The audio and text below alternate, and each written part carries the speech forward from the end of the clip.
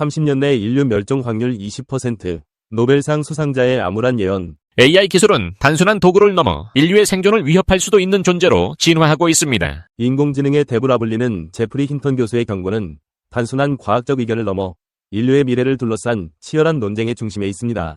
AI 기술의 폭발적인 발전 속도를 직접 목격하고 연구해온 힌턴 교수는 AI가 가져올 수 있는 심각한 위험에 대해 한 번 더 강력한 경고를 던졌습니다. 그의 메시지는 단순히 기술 발전의 속도를 따라잡기 어렵다는 수준을 넘어 우리가 얼마나 쉽게 통제력을 잃을 수 있는지에 대한 심각한 우려를 제기하고 있습니다. 제프리 힌턴 교수는 AI로 인해 30년 내 인류가 멸종할 가능성이 10에서 20%에 이를 수 있다고 경고했습니다. 힌턴 교수는 최근 BBC 라디오에서 AI로 인해 30년 내에 인류가 멸종할 가능성을 10에서 20%로 평가하며 충격적인 발언을 남겼습니다.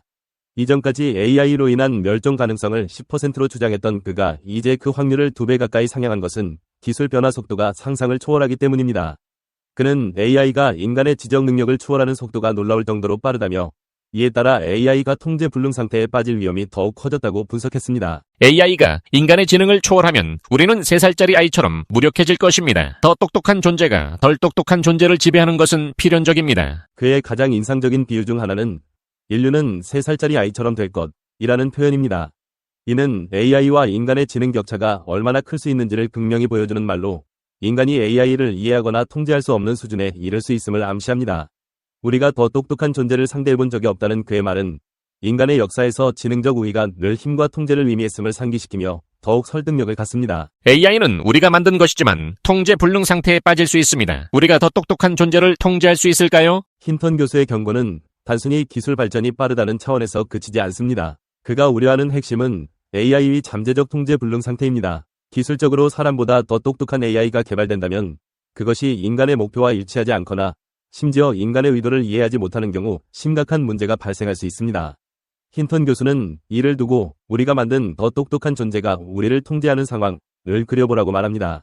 역사적으로 지능적 우위가 덜 지능적인 존재를 통제해왔다는 점을 감안할 때 AI가 더 뛰어난 지능을 가지게 될 경우 인간이 AI를 통제하지 못하는 것은 거의 필연적이라는 주장입니다. 처음에는 AI가 인류의 삶을 개선할 것이라 믿었습니다. 하지만 기술의 발전 속도는 우리의 상상을 초월했습니다. AI 기술은 초기에는 인간의 삶을 개선하기 위해 설계되었습니다. 힌턴 교수 자신도 AI 연구 초기에는 이러한 낙관론을 공유했습니다. 그러나 기술 발전의 속도는 그의 예상을 뛰어넘었고 이제는 기술의 목적과 윤리에 대한 심도 있는 논의가 필요한 시점에 도달했습니다. 20년 안에 AI는 인간의 지능을 초월할 것입니다. 기술은 우리의 예상을 뛰어넘는 속도로 발전하고 있습니다. 그는 AI 발전이 이렇게 빨라질 줄 몰랐다고 고백하며 대부분의 전문가들이 20년 안에 인간보다 똑똑한 AI가 등장할 것이라는 전망을 제시하고 있다고 덧붙였습니다.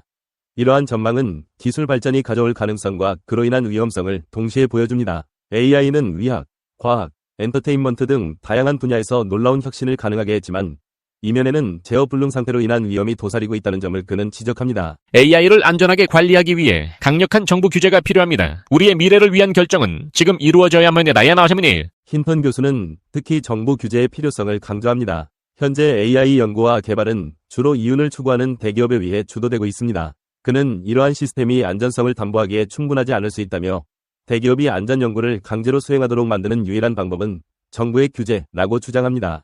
그의 발언은 현재의 자유방임적 기술 개발 환경에 대한 경고로도 읽힙니다. AI 기술이 더 이상 단순한 산업적 경쟁력을 넘어 인류의 생존과 직결된 문제라면 이를 관리하기 위한 강력한 정책적 개입이 필요하다는 점을 그는 역설합니다. 태어나지 않는 것이 훨씬 나았다.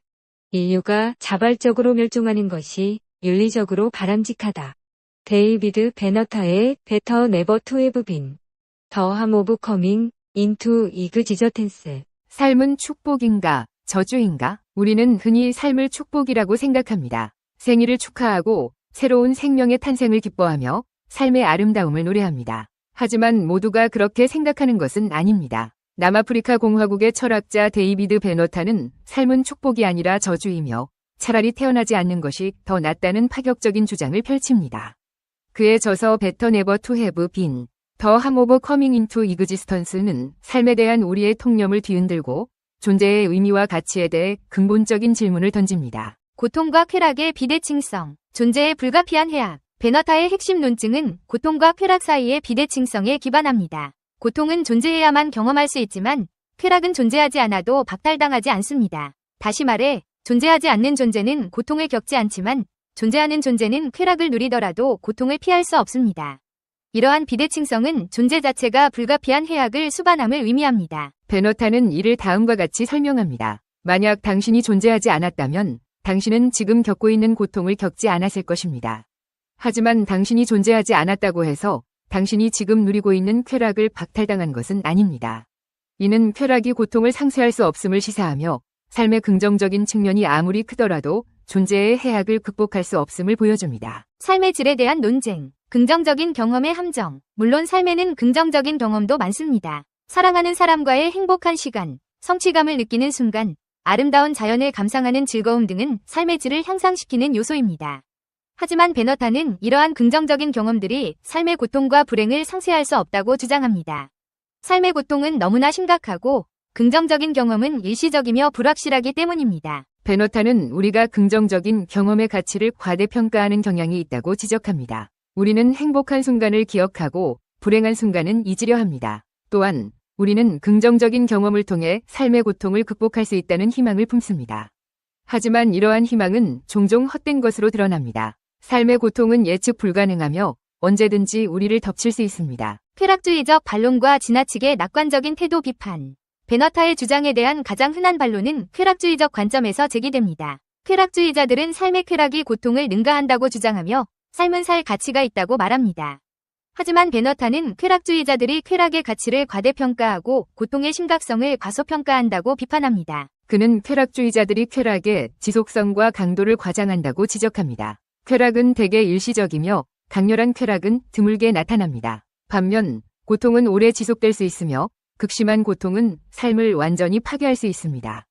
또한 베너타는 쾌락주의자들이 고통의 다양성을 간과한다고 비판합니다. 육체적 고통뿐만 아니라 정신적 고통, 사회적 고통, 실존적 고통 등 다양한 형태의 고통이 존재하며 이러한 고통은 쾌락으로 상쇄될 수 없습니다. 베너타는 또한 지나치게 낙관적인 태도가 삶의 부정적인 측면을 외면하게 만든다고 비판합니다. 지나치게 낙관적인 태도는 삶의 고통과 불행을 인정하지 않고 긍정적인 측면만을 강조합니다.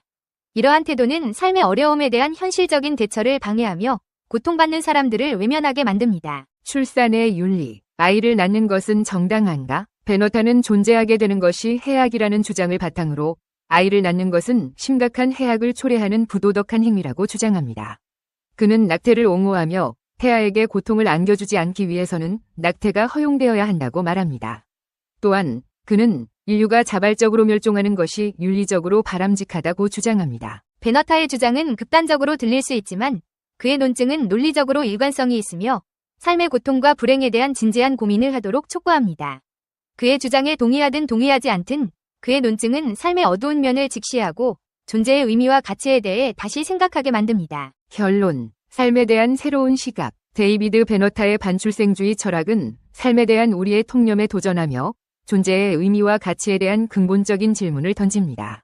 그의 주장은 극단적으로 들릴 수 있지만 그의 논증은 논리적으로 일관성이 있으며 삶의 고통과 불행에 대한 진지한 고민을 하도록 촉구합니다. 베너타의 주장에 동의하든 동의하지 않든 그의 철학은 삶의 어두운 면을 직시하고 존재의 의미와 가치에 대해 다시 생각하게 만드는 중요한 계기를 제공합니다. 우리는 삶의 고통과 불행을 외면하지 않고 이를 극복하기 위한 노력을 해야 합니다. 또한 우리는 타인의 고통에 공감하고 연대하며 더 나은 세상을 만들기 위해 노력해야 합니다. 태어나지 않을 권리. 태어나지 않는 것이 훨씬 나았다. 어릴 때부터 효도 강요하는 부모님이 싫었어요. 꼭 투자금 회수하려는 느낌이었거든요. 집에 여유가 없는데 왜 낳았냐고 부모님을 원망했어요. 불효자인 것 같아 괴로울 때도 있죠. 최근 온라인 커뮤니티에서 자주 볼 수 있는 한탄 글의 일부입니다. 집에 여유가 없으면 제발 아이를 낳지 말라는 자녀 입장의 조언부터 우리 때는 부모 마음 아플까봐 하지 못했던 말을 자녀한테 들었는데 너무 서럽다는 부모 입장까지 각자 그렇게 불행을 토로하다가 태어나지 않는 게 나았다는 자조 섞인 말로 끝을 맺는 걸 볼 수 있습니다. 실제로 불행을 토로하는 이들에게 충분히 맞는 말이고 그렇게 생각하는 게 당연하다고 말하는 철학가도 있습니다. 태어나지 않을 권리에 대해 말하는 반출생주의를 체계적으로 논증한 사람인데요. 바로 남아프리카 공화국 케이프타운대 철학과의 데이비드 베너타 교수입니다. 그는 우리 모두 존재하게 됨으로써 해를 입었다며 그 고통을 미래의 아이에게 물려주지 말아야 한다고 주장합니다. 부모라고 해도 자식을 세상에 나오게 할 권한이 없으며 세상에 나오게 한 고통을 줬다는 사실을 기억해야 한다는 거죠. 흙수저로 태어나 계룡은 꿈도 못 꾸는 세상이잖아요. 학자금 대출로도 허덕이는데 부모님은 아르바이트 비용 일부를 생활비로 달라고 하세요. 원하는 걸 마음껏 해본 적도 없어요. 부모님은 왜 나와 언니를 생각 없이 낳았을까요? 대학교 2학년이 된 양모 씨의 한탄입니다. 행복한 대학 생활을 즐겨야 하는 나이에 어려운 집안 형편 때문에 학자금 대출과 생활비로 허덕이고 있다는데요. 이런 양 씨를 더 힘들게 하는 건 효도가 당연하다는 부모님의 생각입니다. 그는 부모님에게 힘들다고 토로하면 고마운 줄 알아라. 최선을 다했다는 말만 반복한다며 공부 열심히 해서 효도하라는 말을 들을 때마다 숨이 턱턱 막히는 기분이라고 토로합니다. 몸 위 좋은 방 한쪽 구하기도 힘든 세상의 부모님의 미래를 책임져야 한다고 생각하니 어깨가 무겁게 느껴진다는 겁니다. 효도라는 게 지금은 너무 일방적이고 권위주의적으로 느껴진다며 좋은 부모였다면 알아서 잘해드리고 싶은 마음이 생겼을 것이라고 해요. 태어나지 않는 것이 낫다. 아이를 낳는 사람들은 오히려 가장 염려하는 존재인 자녀들에게 고통을 야기한다. 낳음을 당했다고 주장하는 사람들은 베너타 교수의 철학에 격렬하게 공감합니다. 그래서 자신과 같은 피해자가 또 생겨나지 않기를 바라죠. 실제로 한국 사회는 점점 차가워지는 것 같습니다. 수저론이 등장한 뒤 자본으로 계급을 나누는 현상이 어린이 또래 집단에서도 나타나고 있습니다. 초등학교 교사인 이모 씨는 요즘 교실에선 집이 몇 평이냐는 질문이 유행하고 있다며 아이들이 나에게까지 어디 사냐? 몇 평에 사냐는 질문을 한다고 말합니다. 베너타 교수는 아이를 낳지 않고 싶다는 사람들의 입장에 적극적으로 찬성합니다. 그는 태어난 이후 좋은 일을 겪는 게 나쁘다는 말은 절대 아니다라며 다만 존재하지 않았다면 겪을 필요가 없는 고통이 크다는 얘기라고 설명합니다. 따라서 세상에 존재하게 해줬다는 사실만으로 부모에게 감사함을 느끼라는 건 적절하지 않다. 오히려 태어난 아이에게 부모가 고통을 야기했다는 사실을 마음에 새기고 더 좋은 관계를 제공하기 위해 노력해야 한다고 주장하죠. 태어나지 않은 그 존재를 배려한다면 존재하지 않게 하는 것이 가장 좋다며 한국 같은 정부가 출산율을 높이고자 하는 건 고령화 등 사회 문제를 해결하기 위한 방안이기 때문이라고 말합니다. 고통을 느껴야 하는 개인을 위한 배려가 결여되어 있다는 겁니다. 태어나지 않는 것이 나았다는 생각, 단순히 비관주의자들의 입장일까요?